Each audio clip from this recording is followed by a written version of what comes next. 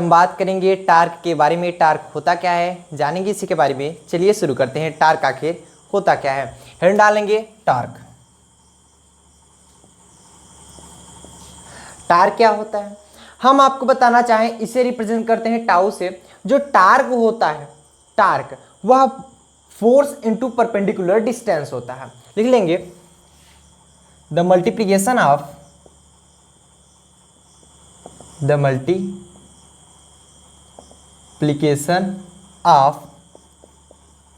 Force and perpendicular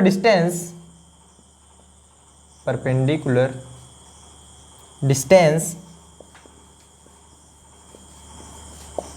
is also known as वो हमारा क्या कहलाता है, टार्क कहलाता है। Torque it is represented as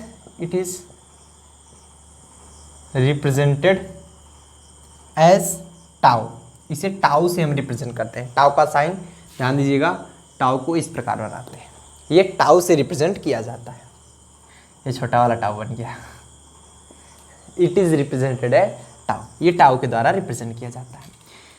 अगर हम फोर्स को एफ से डिनोट करें, टाउ की वैल्यू अगर निकालें, मतलब इसके अनुसार फोर्स इनटू परपेंडिकुलर डिस्टेंस, ये बता रहा है ना। अगर इसकी यूनिट की बात करें, यूनिट क्या हो जाएगी इसकी, टाउ की यूनिट होगी यूनिट ऑफ टाउ। लिख लेंगे यूनिट ऑफ टाउ, मतलब टार्क की यूनिट। फोर्स की यूनिट क्या होती है, अगर हम न्यूटन में कन्वर्ट करें, न्यूटन इनटू डिस्टेंस, तो चाहे परपेंडिकुलर डिस्टेंस हो चाहे पैरेलल डिस्टेंस हो, कोई सा भी डिस्टेंस हो, डिस्टेंस है तो वो क्या होगा, मीटर में मेजर होगा अगर न्यूटन के साथ है तो। अगर यहाँ पर डाइन लिए होते तो सेंटीमीटर में मेजर करते हैं। अगर डाइन सेंटीमीटर भी हो सकता है। ये होता है यूनिट। अगर हम और लिखना चाहें, या फिर आप डाइन इंटू सेंटीमीटर भी बोल सकते हो, ये भी हो सकता है। और क्या हो सकता है, बल बराबर क्या होता है, F equal to m a. Mass को लिखते हैं, क्या लिखते हो, किलोग्राम। ए को लिखते हो मीटर पर सेकेंड स्क्वायर, मतलब किलोग्राम मीटर पर सेकेंड स्क्वायर। न्यूटन को लिख सकते हैं किलोग्राम मीटर पर सेकेंड स्क्वायर इंटू यम को क्या लिखते हैं, यम हमारा क्या है, सॉरी डिस्टेंस को किस में लिखेंगे, मीटर में। तो इसका यूनिट हो सकता है किलोग्राम मीटर स्क्वायर पर सेकेंड स्क्वायर। इतनी यूनिट हो सकती है इसकी, नोट कर लीजिएगा। इतनी यूनिट इसमें से इसकी हो सकती है। नोट करिए, इसको नोट कर लिया। चलिए, अगर इसके हमें डायमेंशन की पूछ लिया जाए, डायमेंशन क्या होगा इसका, कैसे बताओगे, सिंपल है, कुछ भी नहीं है। डायमेंशन अगर निकालना हो तो लिखेंगे डायमेंशन ऑफ टाउ। टार्क का डायमेंशन जो होता है, लिखेंगे डायमेंशन ऑफ एफ, फोर्स का डायमेंशन, इनटू डिस्टेंस का डायमेंशन, मल्टीप्लाई में डायमेंशन ऑफ डिस्टेंस। फोर्स का डायमेंशन क्या होता है, आप सभी लोग जानते हो, क्लास 11th में ही पढ़ के आओ, एम एल टी -2। और डायमेंशन होता है डिस्टेंस का, क्या होता है, एल। क्या हो जाएगा, एम एल टू टी -2। अगर जिसको डायमेंशन निकालना नहीं पता है, हम ऊपर आई बटन में लिंक दे रहे हैं, वहां पर क्लिक कीजिए, आप डायमेंशन निकालना जान जाएंगे टोटल। ठीक, डायमेंशन ऑफ टाउ भी निकल गया, ml2t -2। ml पावर 2 नहीं पढ़ते, ml2t -2 लिख लेंगे नोट पॉइंट में। It is a vector quantity. Vector quantity जो टाउ होता है, ये वेक्टर क्वांटिटी होता है, अर्थात ये जो टाउ होगा वेक्टर में लिखोगे वेक्टर टाउ, ये क्योंकि ये क्या है, एक वेक्टर क्वांटिटी है। नोट कर लीजिए, यहाँ तक सब लोग नोट करेंगे, नोट करेंगे। हटाया जाए इसको, टोटल हटा दिया जाए। चलिए, अब अगर हम टाउ की वैल्यू निकालना चाहें किसी भी इलेक्ट्रिक फील्ड में, मान लिया सपोज दैट कोई एक इलेक्ट्रिक फील्ड है, कोई भी हमारी एक इलेक्ट्रिक फील्ड है, ध्यान समझिएगा, समझ में बिल्कुल आएगा आप लोगों को। कोई ये हमारी इलेक्ट्रिक फील्ड है, हम इसके बीच में एक रॉड रख देते हैं, कोई सा भी रॉड रख दीजिए, काफ़ी बच्चों के दिमाग में आ रहा होगा सर ऐसा ही क्यों रखे, सीधा भी तो रख सकते थे ना,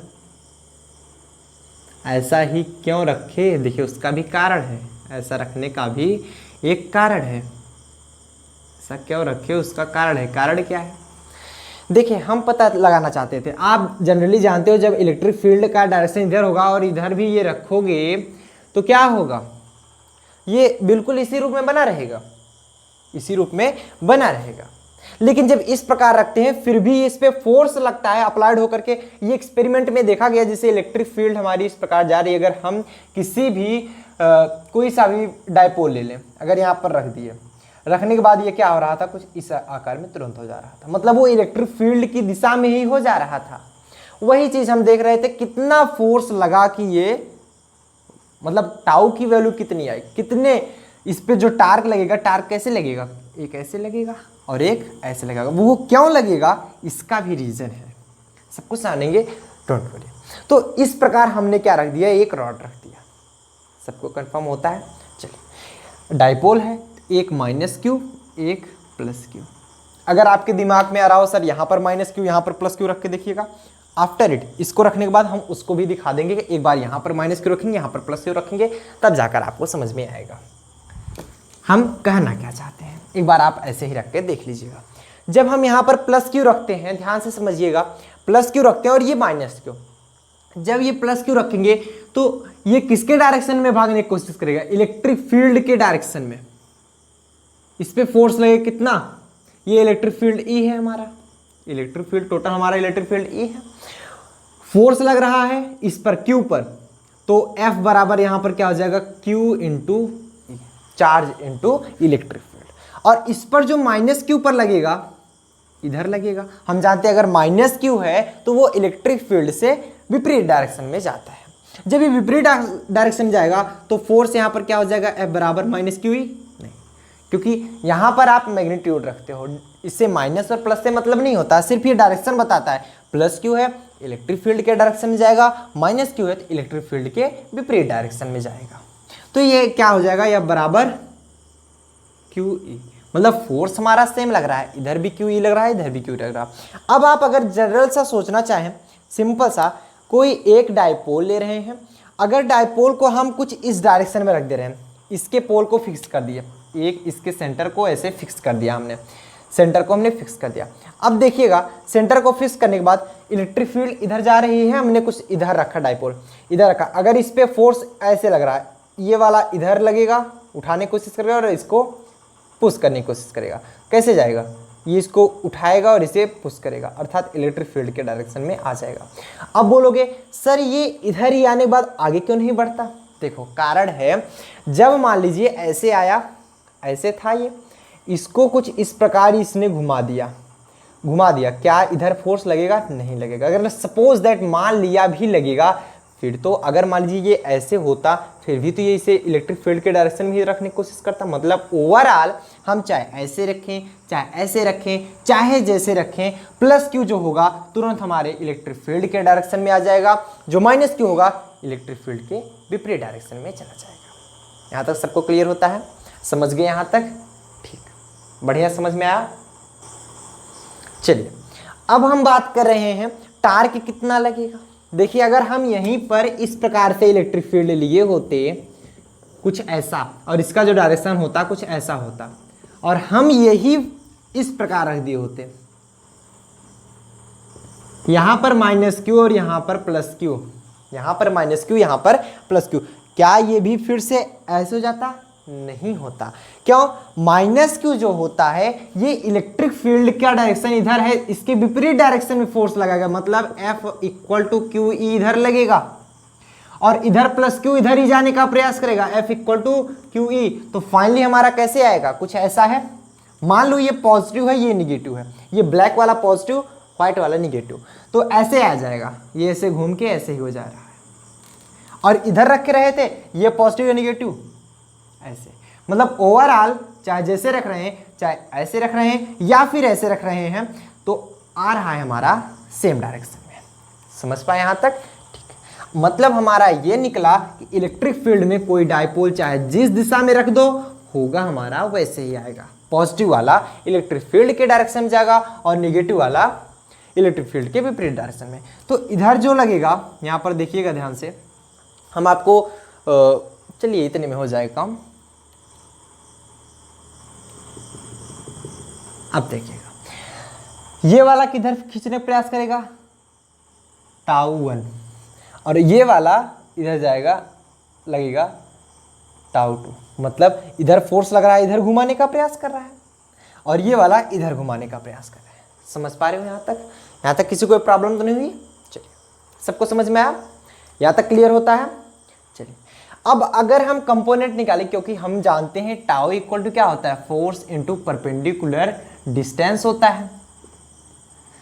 परपेंडिकुलर डिस्टेंस यहां से कैसे फाइंड करोगे, फोर्स तो हमें फाइंड है, F बराबर क्यू ई। तब देखते हैं हम इस पे एक परपेंडिकुलर नॉर्मल खींचते हैं, एक नॉर्मल खींचते हैं, लंब जिसे बोलते हो नॉर्मल। अब देखिएगा ये माना ये थीटा एंगल पर इससे झुका हुआ है, थीटा एंगल पर। जब ये थीटा है तो ये भी हमारा थीटा होगा। अरे भाई बात तो बराबर है, ये है इस प्रकार है, ये थीटा है, ये भी थीटा होगा। Vertical opposite angle, vertical opposite angle सब लोग जानते हो। चलिए ये थीटा होगा। अब यहाँ पर देखिए ये जब थीटा है तो अगर हम कंपोनेंट में डिवाइड करें, कंपोनेंट में, तो इधर क्या हो जाएगा, इस साइड, ये ध्यान समझिएगा। बहरहाल हम यहाँ पर नहीं समझाएंगे, कुछ ऐसा है, यहाँ पर समझ लीजिए। कुछ ऐसा है डाइपोल हमारा, हमने बीच में क्या खींचा है, सॉरी, कुछ इस प्रकार से ना, ये रहा हमारा थीटा, तो ये भी हो जाएगा हमारा थीटा। हमने यहाँ पर क्या खींच दिया है, एक नॉर्मल खींच दिया है।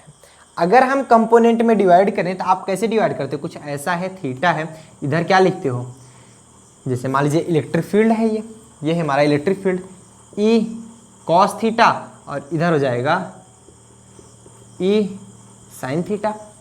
बोलो होगा कि नहीं, बोलो होगा कि नहीं? ऐसा होता है। अगर ये हमारा क्या होता, ई होता, लेकिन यहां पर क्या है, इसका डिस्टेंस हमने यहां से ले लिया है small L, small L distance का है, तो ये स्मॉल है, तो ये भी हमारा स्मॉल एल होगा, स्मॉल एल का डिस्टेंस होगा, मतलब एल प्लस एल 2l, ये भी एल है, ये भी एल है। अब देखिएगा ध्यान से, मजा आने वाला है। स्मॉल एल डिस्टेंस, तो इसको क्या लिखेंगे हम, इसको क्या लिखेंगे, यल लिखेंगे, यल लिखेंगे, तो ये यल कॉस थीटा हो जाएगा और ये यल साइन थीटा ना।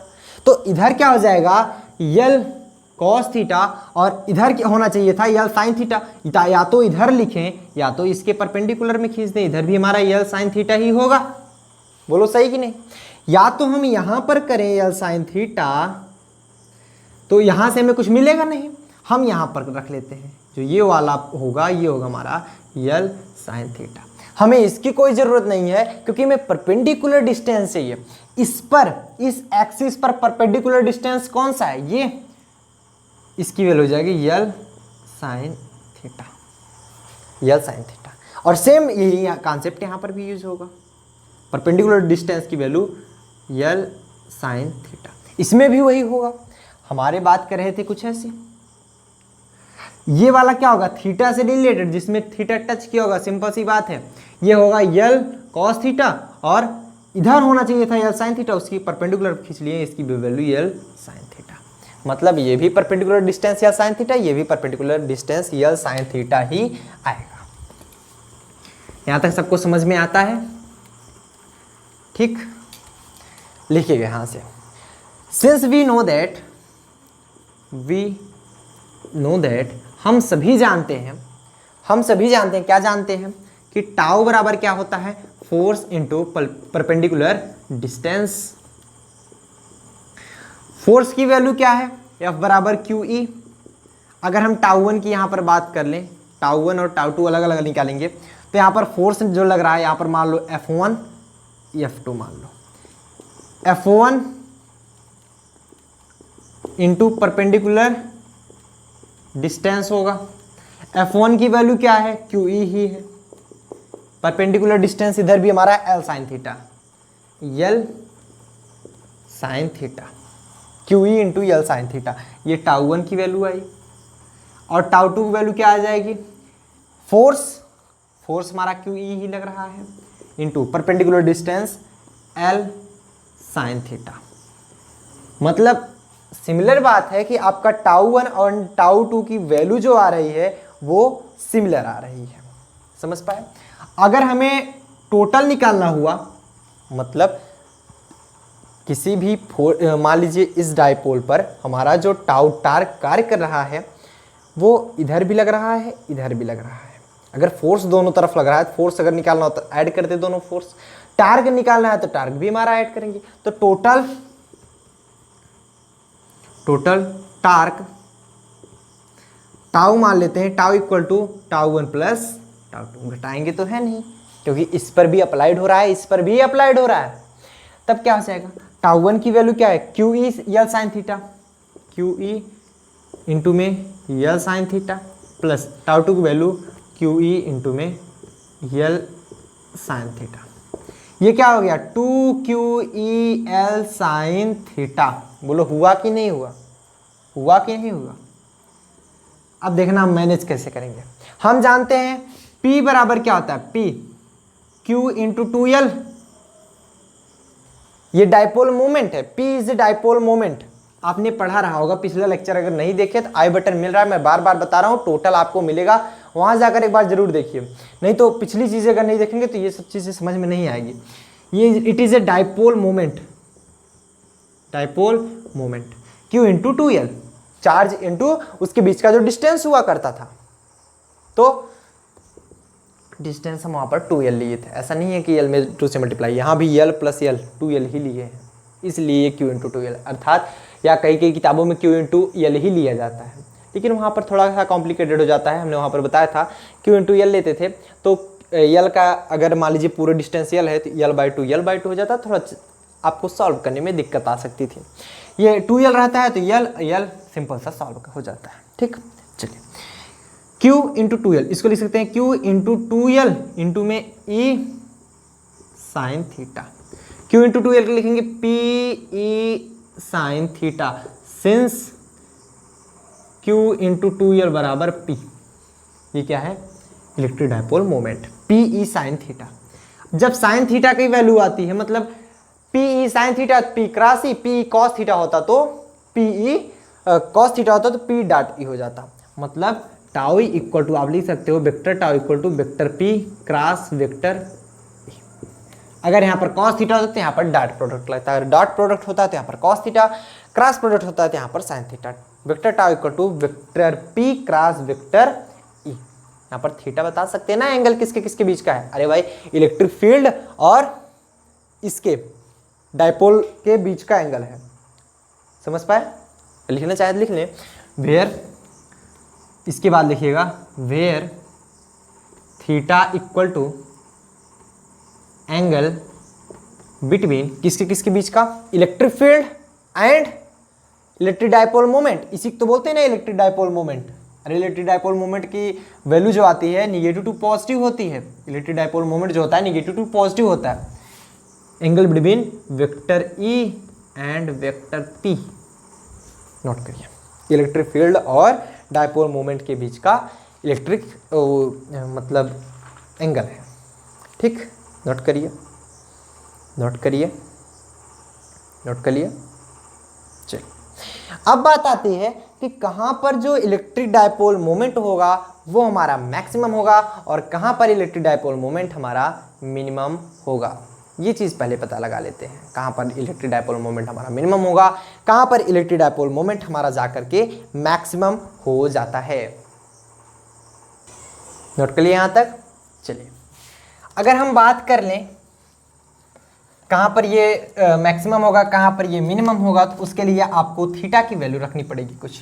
चलिए देखते हैं अब कैसे जानेंगे थीटा वैल्यू क्या रखें। देखिएगा सिंपल सी बात है, यदि थीटा की वैल्यू 90 या फिर 270 रखते हैं तो वहाँ पर साइन 90 की वैल्यू क्या आती है, साइन 90 की वैल्यू 1 होती है, और साइन 270 की वैल्यू निकाल लीजिए, साइन 270 की वैल्यू क्या होती है, सिंपल सा निकालने का तरीका बता रहे हैं, साइन 270 प्लस 0 कर दो, साइन 270 प्लस 0। अब बोलो क्या होगा, साइन 270 प्लस 0 270 वाले में चेंज होता है। आपको मैं याद दिलाना चाहूँगा, ये 0 डिग्री, 90, 180, 270 एंड 360। 270 वाले में 0 होता है, ये इधर जा रहा है तो ASTC इधर कॉस या फिर सेक पॉजिटिव होता है, कॉस या फिर उसका उल्टा सेक हमारा पॉजिटिव होता है इधर। चलिए देख लेते हैं तब। 270 प्लस थीटा तो मतलब इधर जा रहा है, तो इधर क्या हो जाएगा, चेंज होता है कॉस 0, कॉस 0, कॉस इधर पॉजिटिव होगा तो इसकी वैल्यू 1 आती है पॉजिटिव में। ठीक, यही था हमारा। तो लिख लेंगे, आपने यहाँ पर पाया क्या, tau equal to PE sine theta, मतलब आपको वैल्यू जो मिली tau equal to PE sine theta. अगर आप वैल्यू रखो when theta equal to 90 degree और 270 डिग्री, मतलब यदि थीटा की वैल्यू हमारी 90 डिग्री आती है या फिर 270 डिग्री आती है तो हमारा टाउ या फिर टार्क की वैल्यू क्या होगी। तो सिंपल सा अगर आप निकालना चाहें यहाँ पर tau equal to PE sine 90 या फिर रखिए चाहे 270 रखिए, वैल्यू 1 ही आती है, साइन 90 डिग्री अर्थात साइन 90 डिग्री वैल्यू 1 होती है, टाउ बराबर PE। तो अर्थात आपको ये पता चला कि यहाँ पर ये मैक्सिमम होगा P इंटू E, यहाँ पर टाउ मैक्सिमम होगा।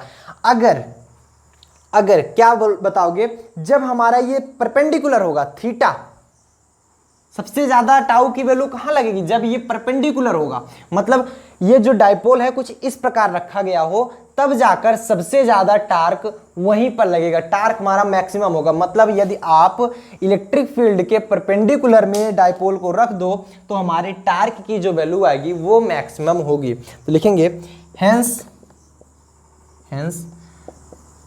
Torque is maximum when dipole is placed perpendicular to the electric field।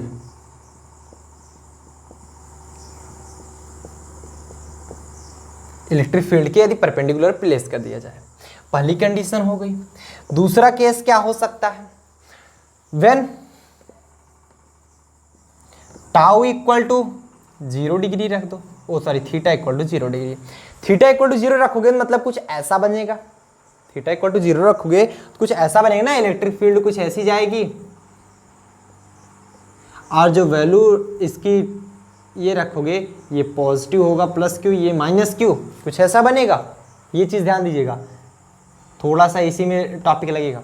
तो थीटा की वैल्यू निगेटिव, इलेक्ट्रिक फील्ड का डायरेक्शन भी इधर है एंड पी का डायरेक्शन भी इधर है, थीटा की वैल्यू 0, थीटा फोर्स का भी डायरेक्शन इधर ही है और पी का भी डायरेक्शन इधर है क्योंकि -Q2 + Q ही पी होता है। तो फोर्स थीटा की वैल्यू 0, जब थीटा की वैल्यू 0 हो जाएगी tau equal to PE sine 0, sine 0 value 0 होती है, टाउ वैल्यू 0। तो मतलब यहाँ पर कोई टाउ कार्य नहीं करेगा, इधर टाउ 0 होगा। ये हमारा होता है स्टेबल इक्विलिब्रियम, स्टेबल इक्विलिब्रियम। तीसरे केस की बात कर लें, यहां पर भी मिनिमम होगा हमारा, मिनिमम लिख लेंगे यहां पर, हेंस टाउ इज मिनिमम, लिखेंगे tau is minimum when dipole is placed parallel to the electric field. लिख लेते हैं यहां पर। एक बार आप लोग यहां पर तीसरी केस भी देख लीजिए, उसके बाद हम बताते हैं क्या होता। When theta equal to 180 degree रखते हो, मतलब कुछ ऐसा इलेक्ट्रिक फील्ड कुछ ऐसा जाएगा और आप जो डाइपोल रखे हो कुछ ऐसा रखे हो, इधर हमारा प्लस क्यू है, इधर माइनस क्यू है, ये पी की वैल्यू इधर जा रही है मतलब अपोजिट साइड में, लेकिन है तो थीटा की वैल्यू 180 डिग्री। तब भी आप यदि रखोगे कि थीटा की वैल्यू अगर 180 डिग्री रखो तो साइन 180 की वैल्यू क्या आती है, 1 ही आती है। अरे साइन 90 प्लस 90 कॉस 90, कॉस 90 की वैल्यू 0, तो टाउ बराबर PE साइन 180 डिग्री बराबर 0। तो यहाँ पर क्या आता है, अनस्टेबल इक्विलिब्रियम। अनस्टेबल इक्विलिब्रियम होता है। मतलब यहाँ पर स्टेबल इक्विलिब्रियम होगा जब ये 0 डिग्री रखोगे। अनस्टेबल कब होगा ये? अब अनस्टेबल हुआ क्यों? जब ये ऐसे रखा गया है, ऐसे समझ लीजिए, इसको हमने पॉजिटिव माना था, इसको निगेटिव माना था, यहाँ पर रखे थे, ऐसे रखे थे, तो इस पर कोई टॉर्क कार्य नहीं कर रहा था, ये स्टेबल था। अब आप कुछ ऐसा रख दे रहे हो, ऐसा रखने के बाद ये पॉजिटिव है, ये निगेटिव है, निगेटिव वाला इसके अपोजिट डायरेक्शन में गुस्सा हो रहा है ये, निगेटिव वाला इसके अपोजिट डायरेक्शन में जाने का प्रयास करेगा और ये पॉजिटिव वाला इलेक्ट्रिक फील्ड के डायरेक्शन में जाने का प्रयास करेगा। मतलब इस पे जो फोर्स लगेगा कुछ ऐसे, फोर्स तो लगा, लगने के बाद आया तो हमारा इक्विलिब्रियम पर ही, टाउ भी कार्य किया, लेकिन अंततः वो क्या हो गया? 0 हो गया। लेकिन आपने देखा जब ऐसे ही रखा गया था, इस पर कोई टार्क कार्य नहीं करता, अर्थात स्टेबल इक्विलिब्रियम। जब ये ऐसे था, बाद में ऐसे आकर हो गया, फिर भी हमारा अनस्टेबल इक्विलिब्रियम, लेकिन टाउ की वैल्यू हमारी 0। तो कहां बताएंगे? जब ये पैरेलल रखा जाएगा। मिनिमम कब होगा? मिनिमम कब होगा? जब हमारा डाइपोल इज पैरेलल टू किसके? Electric field. डाइपोल जब हमारा इलेक्ट्रिक फील्ड के पैरेलल होगा, तब ये क्या हो जाएगा? हमारा मिनिमम हो जाएगा। समझ पाए? समझ पाए? नोट करिए, नोट करिए, नोट करिए। चलिए एक क्वेश्चन देख लेते हैं इसके बेस पर। क्वेश्चन आपके सामने, एक बार खुद से ट्राई करने का प्रयास करें, खुद से ट्राई करें। चलिए हम बताते हैं, सॉल्यूशन लिखेंगे इसका। वीडियो को पोस्ट करके खुद से ट्राई करें एक बार, कैसे लगेगा। देखिए कह रहा है 2 charges plus 3 × 10⁻19 and -3 × 10⁻19 coulomb of mass 3 × 10⁻7 kg, -7 kg, हाँ -7 kg, क्वेश्चन में यही दे रहा है, kg and 3 mm distance from centre, centre से 3 mm डिस्टेंस पर भी है, प्लेस्ड इन इलेक्ट्रिक फील्ड में प्लेस किया गया है। Find angular acceleration alpha of dipole. अब कहोगे सर एंगुलर एक्सीलरेशन का कोई भी ऐसा फार्मूला तो आपने बताया नहीं। चलो अब बता देते हैं, अब क्या दिक्कत है, चलो देखते रहो। इसमें कुछ ऐसा कह रहा है, ये रहा हमारा इलेक्ट्रिक फील्ड, ये इलेक्ट्रिक फील्ड है, इसमें एक डाइपोल रखा गया है,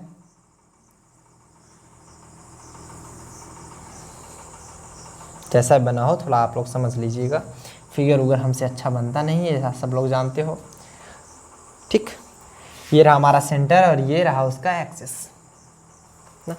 कह रहा है इस पर जो चार्ज है कितना है, प्लस का 3 × 10⁻19 कूलम, और इधर -3 × 10⁻19 कूलम। चाहे इधर भी रख सकते हो, आएगा तो सेम ही, आगे चल के हमने बताया कि वैसे घूमेगा। अब देखिए इसका मास भी दिया गया है और 3 mm डिस्टेंस पर है, सेंटर से इसका डिस्टेंस 3 mm, ये भी और ये भी 3 mm। ऐसा मत सोचिए कि दोनों चार्ज आपस में 3 mm है, नहीं, फ्रॉम सेंटर, सेंटर से चार्जेस जो हैं 3 mm दूरी पर है। Find angular acceleration alpha of the dipole. चलिए देखते हैं। सिंस टाउ इक्वल टू क्या होता है, PE sin थीटा। हम जानते हैं टाउ बराबर क्या होता है, I अल्फा, टाउ बराबर I alpha. I is moment of inertia और अल्फा क्या है जो आपको पूछ रहा है, एंगुलर एक्सीलरेशन। I क्या है यहाँ पर, मोमेंट ऑफ इनर्शिया, और अल्फा क्या है,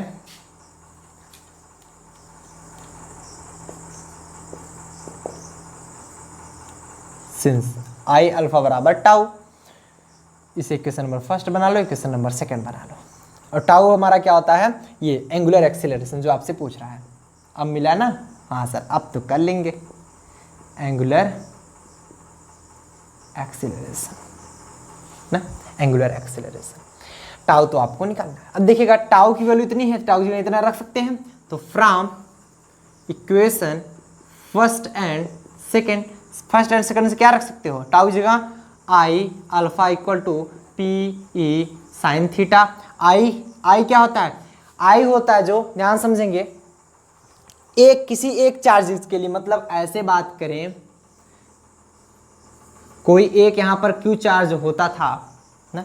इस पे मास m होता था, इसकी जो डिस्टेंस होती थी सेंटर से ये r डिस्टेंस होती थी, तो I बराबर क्या निकालते थे, एम आर स्क्वायर होता था। बट यहाँ पर देखिए, यहाँ पर दो है इस सेंटर से, एक इधर और एक इधर, दो पोल है। इसके लिए क्या हो जाएगा, m बीच का डिस्टेंस क्या है 3 mm, m इंटू 3 का होल स्क्वायर लिख सकते हो, नहीं लिख सकते। mm को मान लीजिए हम मिलीमीटर को मीटर में चेंज कर लेंगे, उससे नहीं मतलब, होगा क्या ml स्क्वायर प्लस में इसके लिए लिखोगे ml square, ml square into में अल्फा। आपका यहाँ पर गिवन क्या है वो भी लिख लीजिएगा, गिवन क्या है वो भी लिख लीजिएगा। मास दे रहा है 3 × 10⁻⁷ kg, 3.0 है, ध्यान से दीजिएगा। और चार्जेस दे रहा है Q1 इक्वल टू प्लस का 3 × 10⁻⁹ कूलम, Q2 जो है माइनस का 3 × 10⁻⁹ कूलम, एंड जो L की वैल्यू है वो 3 mm है, मतलब इसको चेंज करेंगे 3 × 10⁻³ मीटर। और अल्फा की वैल्यू पूछ रहा है इसमें, अल्फा की वैल्यू क्या होगी, अल्फा इक्वल टू व्हाट, देखिएगा। P की वैल्यू क्या हो जाएगी, P की वैल्यू हमें फाइंड नहीं है, तो P बराबर Q इंटू 2L इंटू में E साइन थीटा। अब ये थीटा की डिग्री की वैल्यू क्या होगी, थीटा वैल्यू भी दी गई होगी, यहाँ पर थीटा वैल्यू 60 डिग्री दी जा रही है, थीटा इक्वल टू 60 डिग्री। अब देखिएगा मास की वैल्यू रखिए m, 3 यहाँ पर ml square 2ml square alpha equal to Q into 2L into में E साइन 60। अब यहीं से देखो कुछ वैल्यू कट जाएंगी, एक L से एक L कैंसिल हो गया, 2 से सॉरी यार ये वाला 2 कट गया, ये Q है तो m की वैल्यू क्या हो जाएगी, यहाँ पर वैल्यू देख पा रहे हैं 3 × 10⁻⁷। L अभी बचा है, L की वैल्यू क्या हो जाएगी 3 mm मल्टीप्लाई में 3 की वैल्यू L की वैल्यू क्या होगी 3 × 10⁻⁻3। अल्फा की वैल्यू निकालना है, अल्फा। Q की वैल्यू क्या है, चाहे जो सा भी रखो, चाहे प्लस क्यूब माइनस, मतलब होता नहीं, हमें उसका मैग्नीट्यूड रखना होता है। क्या रखोगे 3 × 10⁻⁹ इंटू ई इलेक्ट्रिक फील्ड की वैल्यू दी नहीं गई है, मान लो दी ही गई होती, सपोज दैट नहीं दी गई है तो छोड़ दो, हम भी वैसे रख देते हैं। साइन 60 की वैल्यू होती है √3/2, सबको समझ में आता है, साइन 60 की वैल्यू होती है √3/2। तो ओवरऑल जब यहाँ से निकालोगे एक 3 से एक 3 भी कैंसिल हो जाएगा, एक 3 से, और इस √3 से इस 3 को कैंसिल करोगे √3 बचेगा। तो इधर क्या बचा √3 × 10⁻⁷ 10⁻³ -10 इंटू में अल्फा इक्वल टू, इधर बचा 10⁻⁹ और 1/2 है, तो 1/2 × 10⁻⁹ ई। अगर ई की वैल्यू दी होती तो आप रख देते, तो हम तो आपको बताने के लिए कर रहे हैं। ई इक्वल टू इधर जाएगा क्या हो जाएगा, ये डिवाइड में हो जाएगा 1/2 √3 × 10⁻⁹ है, ये डिवाइड में होगा, तो 10⁻⁻10 भी हमारा जाकर डिवाइड में हो जाएगा। हम डायरेक्ट नहीं कर रहे हैं ताकि आपको समझ में आ जाए आसानी से, ठीक, यहाँ तक क्लियर है। 10⁻⁻19 है, ये ऊपर जाएगा सिर्फ 9 बचे, क्योंकि ये प्लस में हो जाएगा, तो क्या हो जाएगा 1/2 √3 वैल्यू होती है 1.732 इंटू 10⁻⁻19 ई। और फाइनली हमने इसको सॉल्व किया तो अल्फा की जो वैल्यू निकल के आ रही है, ऐसे छोड़ दीजिए, आप वैल्यू लिख के सॉल्व कर लीजिएगा, ठीक। समझ में आया, नोट कर लीजिए, फटाफट से नोट करिए। चलिए, तो आज के लिए बस इतना ही, मिलते हैं इसी तरह के और इंटरेस्टिंग वीडियो के साथ। टिल देन बढ़िया से पढ़ाई कीजिए, ऑल द बेस्ट।